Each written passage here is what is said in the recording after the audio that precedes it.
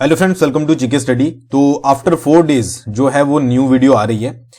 थोड़ा सा बिजी होने के कारण जो है वो वीडियो नहीं बन पाई, बट इस बीच बहुत सारे मैसेज जो हैं वो हमें रिसीव हुए, जिसमें ये पूछा गया था कि जो भाई HPSSC है उसकी जो वैकेंसीज निकली थी भाई, कब तक जो है वो एग्जाम होने वाला है। ठीक है, जो हम प्रिपरेशंस कर रहे हैं वो क्या करें कि नहीं करें। और बहुत से कैंडिडेट्स को ये सुनने में आ रहा है कि जो आपका एग्जाम पैटर्न है वो पूरी तरीके से अब हिमाचल प्रदेश में चेंज होने वाला है। तो इसके बारे में हमें जरूर बताइएगा। तो उसी से रिगार्डिंग आज जो है मैं पूरी इंफॉर्मेशन आपके लिए लेकर आया हूं। अगर आपको पहले से पता है तो आप वीडियो को स्किप कर सकते हैं, नहीं पता है तो आप वीडियो को जो है वो पूरा देखिएगा। देखिए, बहुत सारे बच्चे अब थक चुके हैं, क्योंकि बहुत सारे कैंडिडेट्स, मैक्सिमम को यह उम्मीद थी कि 1 लाख वैकेंसीज जो हैं वो आपकी पहली कैबिनेट में आएगी। अब 1 लाख वैकेंसीज तो आई नहीं है। और मैं आपको एक चीज और क्लियर कर दूं कि 1 लाख वैकेंसीज अगर आप सोच रहे हो एक साथ आएगी, तो ये भी आपकी जो है वो बहुत बड़ी गलतफहमी है। 1 लाख वैकेंसीज आपको ऐसा नहीं है कि नोटिफिकेशन आ जाएगा कि 1 लाख वैकेंसीज आपकी उसमें निकली है और आप जो है वो उसके लिए अप्लाई करोगे, ऐसा नहीं है। ब्रेकेज में जो है वो आपको पोस्टें देखने को मिलेगी। जितना मुझे पता है अप्रोक्स 10 से 20 हजार के करीब पोस्टें आपको जो है वो स्टार्टिंग में देखने को मिलेगी, और वो भी एक साथ नहीं, डिफरेंट नोटिफिकेशंस में आपको जो है वो वैकेंसीज देखने को मिलेगी। तो ये मत सोचिएगा, मेरे हिसाब से 10 से 20 हजार निकल सकती है। 1 लाख तो एक साथ जो है वो नहीं निकलने वाली है। ठीक है, अभी बहुत साल पड़े हैं, सालों मतलब कि एक एक करके जो है वो आपको वैकेंसीज देखने को मिलेगी। और हो सकता है कि जैसे कि अभी HS का नोटिफिकेशन फरवरी में आ जाएगा, तो वो भी तो आपकी पोस्टें ही हैं। तो इस तरीके से आपकी पोस्टें जो है वो कवर की जाएंगी। फिर आपका HPSSC के अंडर आपको पता ही है कि मैक्सिमम आपकी जो वैकेंसीज आती हैं वो HPSSC के अंडर आती हैं। तो अभी जब तक HPSSC पर डिसीजन नहीं आता है तब तक वैकेंसीज भी कैसे आउट की जाएगी, तो ये चीज आपको पता होनी चाहिए। ठीक है, तो ये बात तो रही आपकी साइड। दूसरी चीज क्या है इंपॉर्टेंट, कि भाई कर्मचारी चयन आयोग का होने क्या वाला है, कब तक रीशेड्यूल होंगे एग्जाम, कब जो है वो हम जो तैयारी कर रहे हैं वो काम भी आएगी कि नहीं आएगी।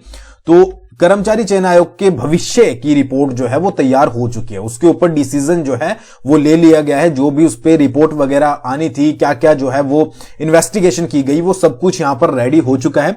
और कमीशन को जो है वो क्या करना चाहिए, मतलब कि कमीशन के ऊपर क्या डिसीजन लिया जाएगा, उसको बहाल किस तरीके से करना है, कैसे करना है, उसको लेकर जो है वो CM के साथ चर्चा करेंगे मुख्य सचिव। ठीक है, तो इससे रिलेटेड जो भी इंफॉर्मेशन है मैं आपको बता देता हूं एक बार अच्छे से। देखिए, हमीरपुर कर्मचारी चयन आयोग पर हुई प्रशासनिक जांच की रिपोर्ट जो है वो सौंप दी गई है, और यह जांच शिक्षा सचिव जो थे अभिषेक जैन को दे दी गई है। ठीक है, को दी गई थी, मतलब कि उनको दी गई थी ये जांच करने के लिए, और उन्हें जो है वो कुल 15 दिन का समय दिया गया था कि भाई आपको 15 दिन में जो है वो ये जांच करनी है अच्छे से कि कौन कौन इसमें इंक्लूड है, क्या क्या चीजें हैं। इससे रिलेटेड मैंने एक पोस्ट आपके साथ टेलीग्राम पर भी शेयर की थी कि क्या इसमें जो है वो रिपोर्ट निकली है।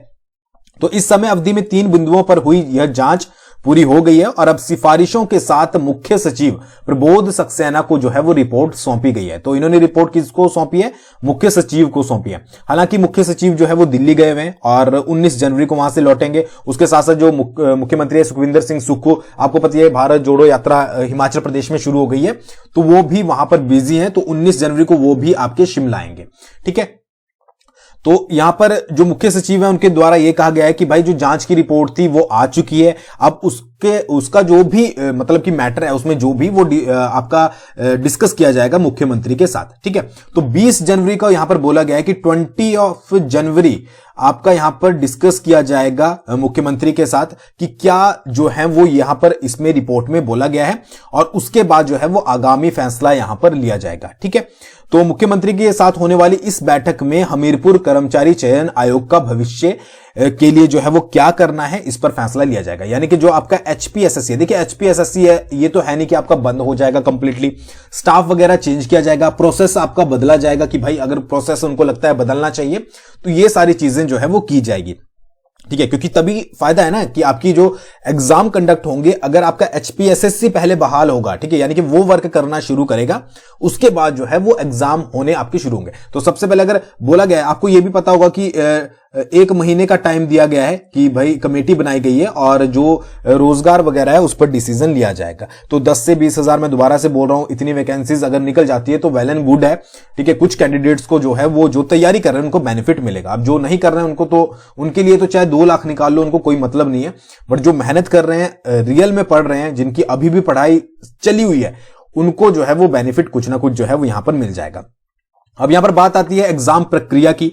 तो एग्जाम की पूरी प्रक्रिया जो है वो सरकार बदलने वाली है। तो हमीरपुर कर्मचारी चयन आयोग को यदि बहाल भी किया जाता है तो वह किस प्रारूप में होगा यह अभी तय नहीं है, ठीक है। यहां पर एचपीएसएससी को अगर दोबारा से मतलब कि आपका दोबारा से जो है वो रीओपन किया जाता है, उस पे जो है वो वर्किंग उसकी दोबारा से शुरू की जाती है, तो वो किस तरीके से वर्क करेगा इसके ऊपर अभी डिसीजन नहीं लिया गया है, ठीक है। देखिए पूरे चांसेस है कि जो आपका ओल्ड पैटर्न था, ओल्ड जिस फॉर्मेट में एचपीएसएससी वर्क करता था, वो तो यहां पर नहीं चलने वाला है। आयोग के वर्तमान फॉर्मेट में जो है वो बहुत सारी दिक्कतें हैं और यही कारण है कि यहां से जो है वो पेपर लीक हुए हैं। मुख्यमंत्री भी भविष्य के लिए फुल प्रूफ जो है वो मैकेनिज्म चाहते हैं और इसलिए कर्मचारी चयन आयोग की परीक्षा से संबंधित प्रक्रिया को राज्य सरकार पूरी तरह जो है वो बदल सकती है।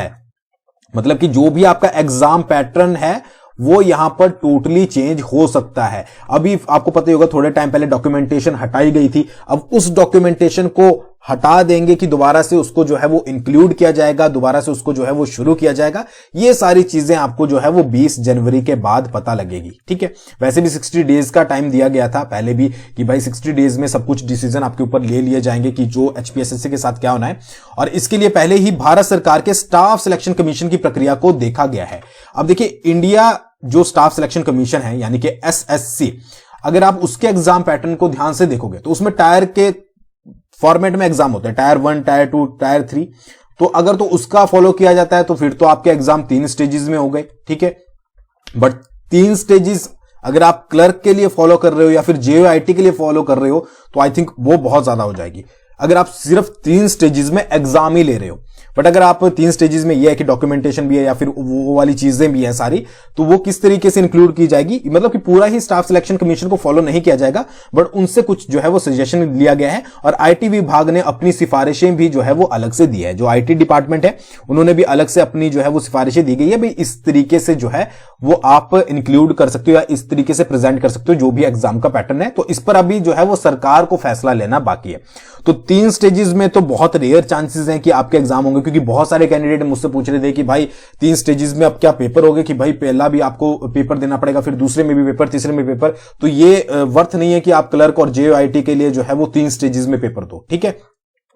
बाकी ये हो सकता है कि कुछ अलग चेंजेस जो है वो एग्जाम पैटर्न आपका चेंज किया जाए कि भाई आपको ये इंक्लूड किया जाएगा। फॉर एग्जांपल एचपीएसएससी था आपका जिसमें एग्जाम होता था, तो उसमें मैथ्स वगैरह बहुत कम पूछा जाता था, तो हो सकता है कि मैथ को इंक्लूड कर दिया जाए, या फिर इंग्लिश वगैरह जो है वो बहुत कम होती थी, या फिर कंप्यूटर जो सेक्शन था वो सिर्फ जेओआईटी वाले उसमें पूछा जाता था, बाकी एग्जाम्स में बहुत रेयर होता था। तो ये किस तरीके से अप्लाई किया जाएगा ये आपको 20 जनवरी के बाद पता लग जाएगा। बट हाँ, एग्जाम पैटर्न आपका कंप्लीटली चेंज होने वाला है। किस तरीके से एग्जाम होगा, क्या उसका सिलेबस रहेगा, ये सारा दोबारा से डिसाइड किया जाएगा। बट फिलहाल के लिए 20 जनवरी को डिसीजन लिया जाएगा कि आपका एचपीएसएससी को क्या करना है और किस तरीके से वर्क करेगा। उसके बाद जब एचपीएसएससी वर्क करना शुरू कर देगा तो फिर उसके बाद आपका जो है वो एग्जाम पैटर्न वगैरह ऑफिशियली आपको जो है वो अपलोड किए जाएंगे वेबसाइट पर, वो सारी चीजें आपको पता लग जाएगी। और यहां पर वेबसाइट पर भी जो है वो वर्क करना बहुत जरूरी है। एचपीएसएससी की वेबसाइट आपने देखी होगी, जब आप एग्जाम भरते हो, ऑनलाइन फॉर्म फिलअप करते हो तो वो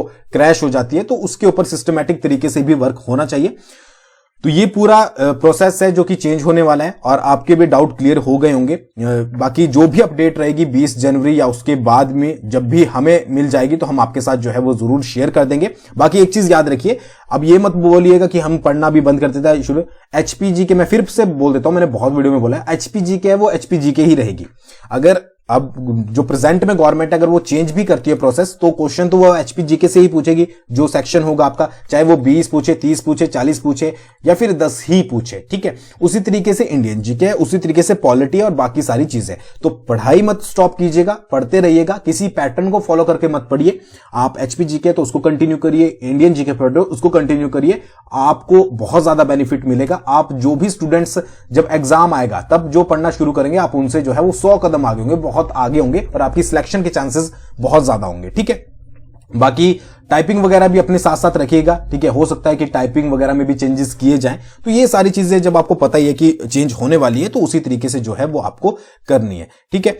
तो ये कुछ छोटी सी इंफॉर्मेशन थी। बाकी आपके इस बारे में क्या सजेशन है जरूर कमेंट करके बताइएगा। Thanks for watching. बहुत जल्दी मिलेंगे नेक्स्ट वीडियो के साथ।